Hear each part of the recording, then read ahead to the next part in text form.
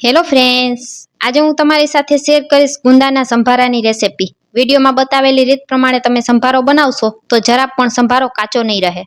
સંભારો બનાવવા માટે 250 ગ્રામ ગુંદાને મેં પાણીથી ધોઈ લૂછીને સાફ કરી લીધા છે। હવે આ રીતે એક ન્યૂઝપેપર લઈ લેશું, તેની ઉપર થોડું મીઠું ફેલાવી દેશું અને ગુંદાને આ રીતે દસ્તાથી ભાંગી અને આપણે તેના ઠળિયા કાઢી લેશું। ચાકુને આ રીતે થોડું એવું મીઠાવાળું કરી અને ઠળિયા કાઢી લેવાના છે। આ રીતે ગુંદાના ઠળિયા કાઢી અને તેના 2 ફાડા કરતા જાશું। એકદમ ઝડપથી ગુંદાના ઠળિયા કાઢવા માટે આ રીતે ન્યૂઝપેપર ઉપર એકી સાથે બધા ગુંદાને પહેલા ફેલાવી દેશું અને ત્યાર પછી દસ્તાની મદદથી આ રીતે બધા ઉપર એકી સાથે જ દસ્તો મારી લેવાનો અને એકી સાથે આપણે બધાના ઠળિયા કાઢી લેશું। એક એક ગુંદાના ઠળિયા કાઢશું તો વારંવાર હાથ ચીકણા થશે અને વાર લાગશે। તો આ રીતે સૌ પહેલા બધા જ ગુંદાને આપણે દસ્તાથી ભાંગી લેવાના છે। ખૂબ જ સહેલાઈથી ઠળિયા નીકળીને અલગ થઈ જશે। ત્યાર પછી ચાકુને મીઠાવાળું કરતા જશું અને આ રીતે બધા ઠળિયા કાઢી લેશું।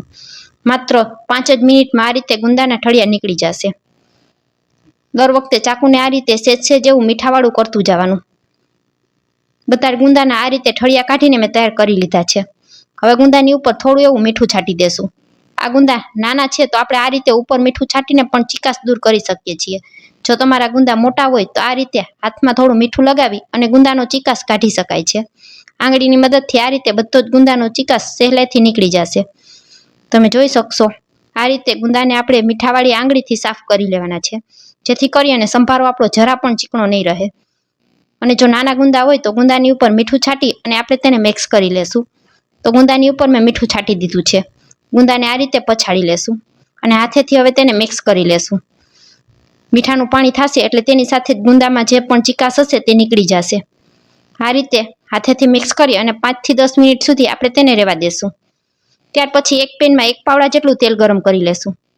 તેલને એકદમ સરસ ગરમ થવા દેશું। તેલ ગરમ થઈ જાય એટલે તેમાં આપણે થોડા એવા મેથી દાણા ઉમેરી દેશું। મેથી દાણા એકદમ સરસ ફૂટી જાય ત્યાર પછી આપણે તેમાં 1 ચમચી રાઈ ઉમેરીશું। ગુંદાના સંભારામાં રાઈનું પ્રમાણ થોડું વધારે રાખવાનું। રાઈનો સ્વાદ સંભારામાં ખૂબ જ સરસ આવે છે। રાઈ એકદમ સરસ ફૂટી જાય ત્યાર પછી આપણે તેમાં જીરું ઉમેરી દેશું। જીરું પણ એકદમ સરસ સંતળાઈ જાય ત્યાર પછી હિંગ ઉમેરી દેશું। હવે આપણે ગુંદા ઉમેરી દેશું। ગુંદાનું જે પાણી થઈ ગયું છે તેને સાથે ઉમેરવાનું નથી। મીઠામાંથી આ રીતે થોડું એવું પાણી છૂટું પડી જશે। હવે આપણે ચમચાથી તેને મિક્સ કરી લેશું। 2 થી 3 ઝીણા સમારેલી મરચાં ઉમેરી દેશું।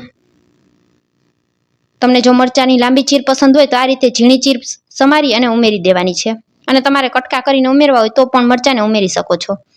સ્વાદ અનુસાર મીઠું ઉમેરી દેશું। થોડી હળદર પાવડર ઉમેરી દેશું। મીઠું અહીં આપણે સાચવીને ઉમેરવાનું છે। આપણે ગુંદામાં પહેલાં પણ મીઠું ઉમેરેલું છે તો થોડું એવું જ મીઠું ઉમેરીશું। ચમચાથી તેને મિક્સ કરી લેશું। 5 મિનિટ સુધી આ રીતે તેલ સાથે ગુંદાને સંતળાવા દેવાનું છે। ગુંદાને સંતળાતા 2 મિનિટ જેવો સમય થઈ ગયો છે। અહીં મીડિયમ તાપ ઉપર જ આપણે ગુંદાને સંતળાવા દેશું। હવે અહીં આપણે એક સિક્રેટ વસ્તુ ઉમેરીશું જેના લીધે ગુંદાનો ચીકાશ બધો જ દૂર થઈ જશે। 2 થી 3 મિનિટ જેવું ફરી પાછું મેં ગુંદાને સાંતળી લીધા છે। તમે જોઈ શકશો ગુંદાનો આ રીતે એકદમ સરસ કલર ચેન્જ થઈ ગયો છે। હવે તેમાં આપણે 2 થી 3 ચમચી જેટલી એકદમ સરસ ખાટી અને ઘાટી છાશ હોય તેવી ઉમેરવાની છે। છાશ ઉમેરવાથી ગુંદાનો ચીકાશ એકદમ સરસ દૂર થઈ જશે અને ખાવામાં ગુંદાનો સંભારો જરા પણ ચીકણો નહીં લાગે।